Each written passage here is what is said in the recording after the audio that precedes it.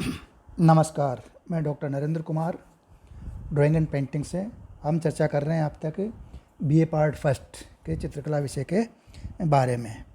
अब तक हम चर्चा कर चुके जैसे कला की परिभाषा, कला का अर्थ, परिभाषा, उसके अलावा जैसे ललित कला की परिभाषा, ललित कला, व्यावसायिक कला, फिर चित्रकला के तत्व, उसके बाद में जैसे कला और प्रकृति, लोक कला, और इससे पूर्व में चर्चा करी थी कला का शैक्षणिक महत्व।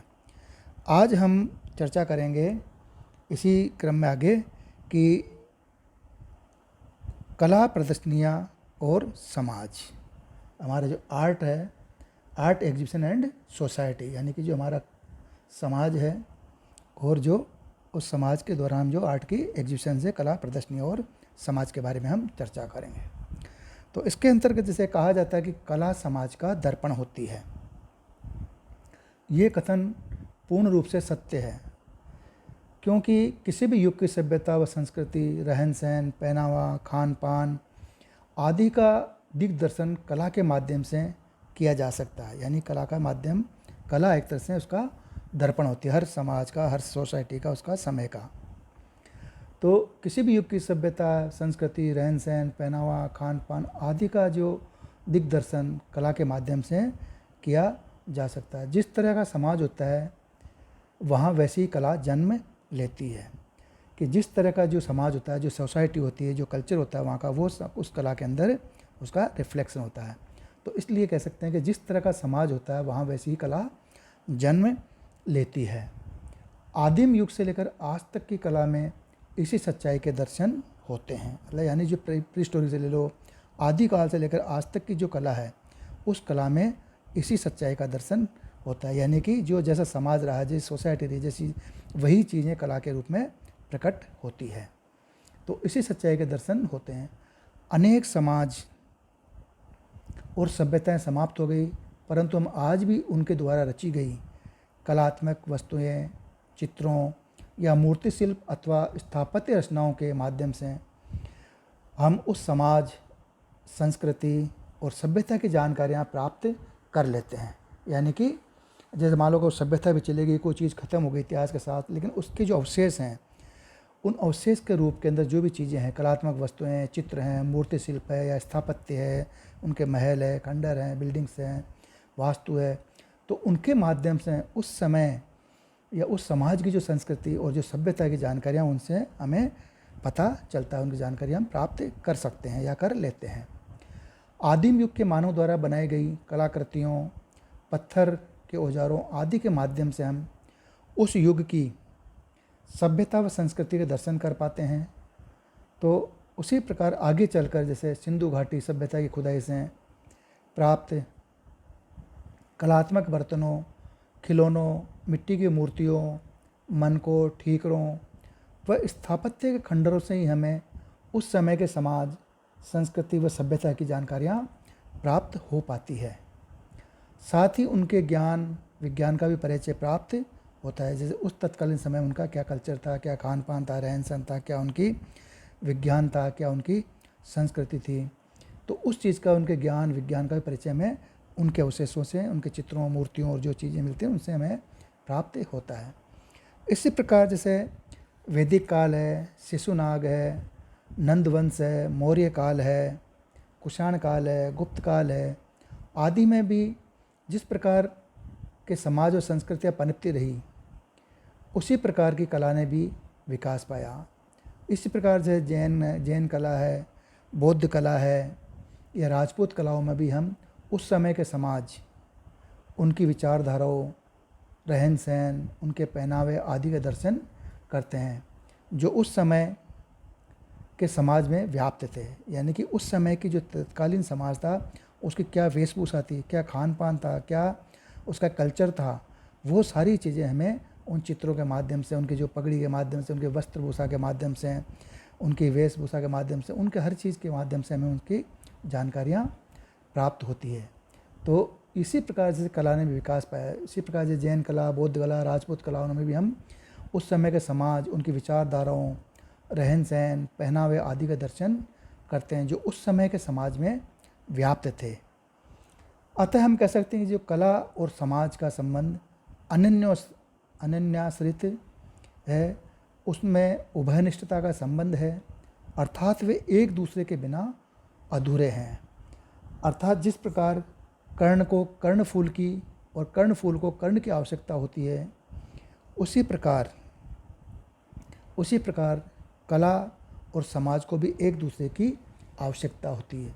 यानी कि समाज जिस प्रकार हमें आज जैसे दर्पण है, तो उसी प्रकार से कला उस समाज या उस संस्कृति का एक तरह से दर्पण माना गया है, जो उस समय की हर चीज़ को वो हमें जानकारी देता है, हमें उसके बारे में, उस संस्कृति तत्कालीन जो समय था, वो तत्कालीन जो कल्चर था, जो सिस्टम था, जो व्यवस्था थी, उनकी खान पान था, रहन सहन था, उसके बारे में जानकारी हमें उस समय की जो कला है, वास्तुकला ले लो, चाहे उसको जो भी कला, मूर्ति कला है, वास्तुकला है, चित्रकला है, तो उनके माध्यम से हमें उन चीज़ों के बारे में तत्कालीन जो समय है, जो समाज था, उसके बारे में हमें जानकारी प्राप्त होती है।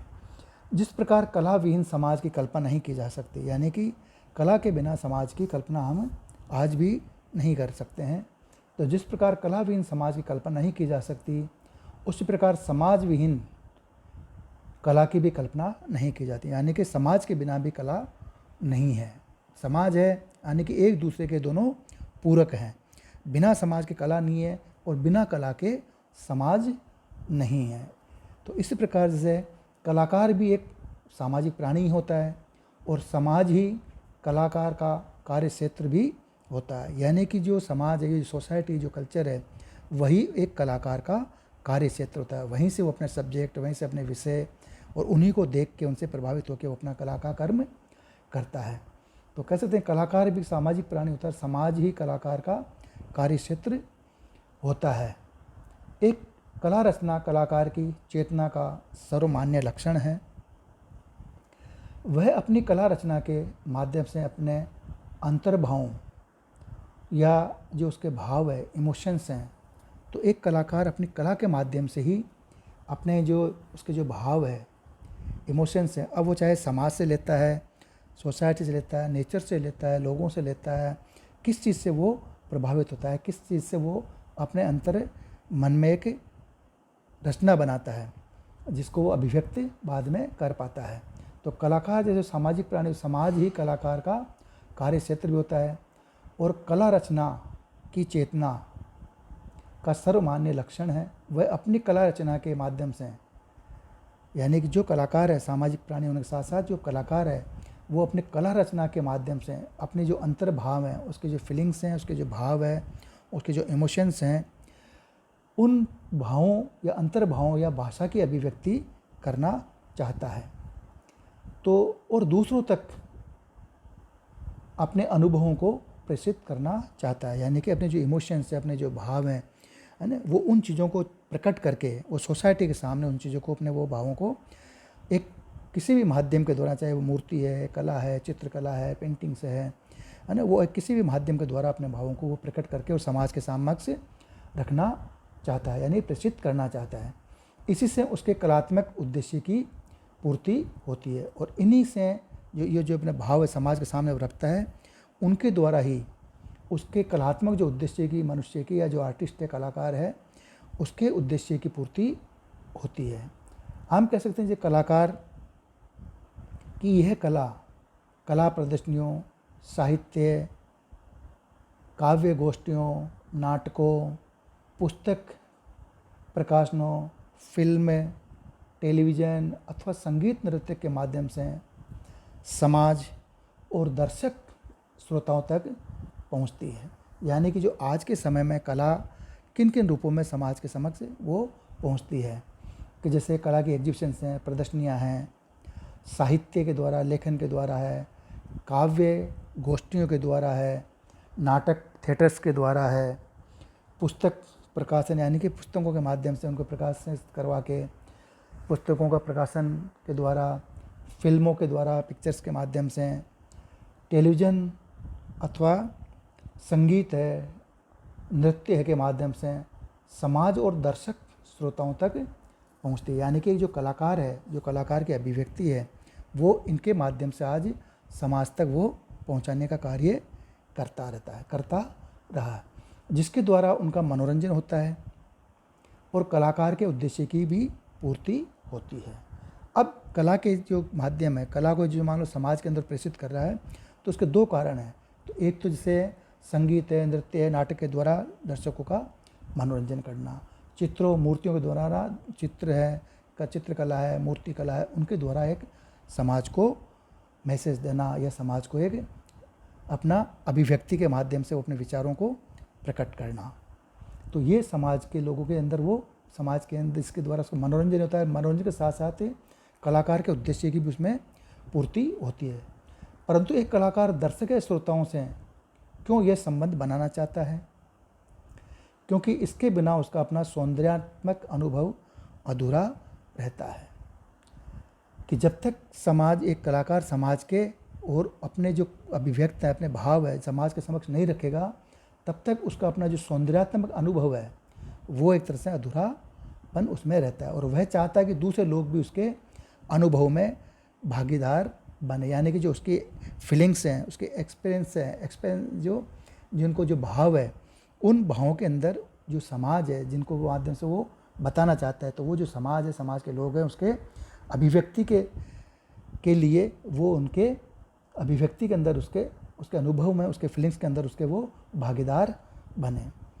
तो इस प्रकार कला के द्वारा समाज के लोगों के मध्य एक सौहार्दपूर्ण वातावरण का सृजन होता है।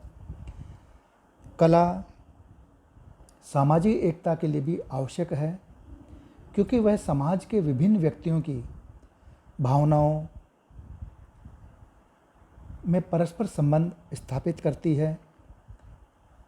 महान कलाकृतियों के दर्शन से महान जीवन जीने की प्रेरणा भी मिलती है।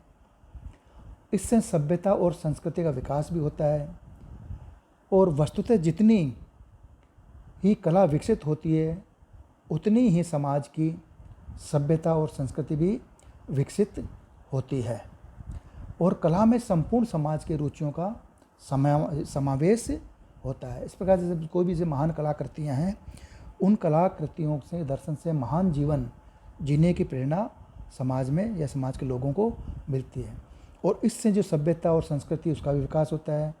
और जितनी ही कला विकसित होती है, उतनी समाज की सभ्यता और संस्कृति भी विकसित होती है। और कला में संपूर्ण समाज की रुचियों का समावेश होता है। अतः जैसे कोई भी जो कला है, उस कला में संपूर्ण समाज की जो रुचियाँ हैं, इंटरेस्ट है, उसका जो संस्कार है, कला की जो एक्टिविटीज़ है, वो उन सबको, उनके रुचियों का समावेश होता है। इस प्रकार कलाकार परोक्ष रूप से जनता की भावनाओं, प्रेरणाओं तथा विचारों की ही अभिव्यक्ति कला के माध्यम से करता है। और इसका जैसे जो अभिव्यक्ति है, वो कला के माध्यम से ही करता है। समाज के अंदर जो भी अपनी जो कला है, कला की अभिव्यक्ति, अपने विचारों की अभिव्यक्ति, अपने प्रेरणाओं, अपने भाव है, अपने इमोशंस है, अपने अनुभव है, एक्सप्रेशंस है, भावनाओं, प्रेरणाओं तथा विचारों की जी ही अभिव्यक्ति वो कला के माध्यम से करता है। अभिव्यक्ति का मार्ग अपनाकर वह अपने विचारों को मूर्त रूप देने लगता है। धन्यवाद। अब इससे हम आगे वाली चर्चा करेंगे अगले वाले उसमें। धन्यवाद।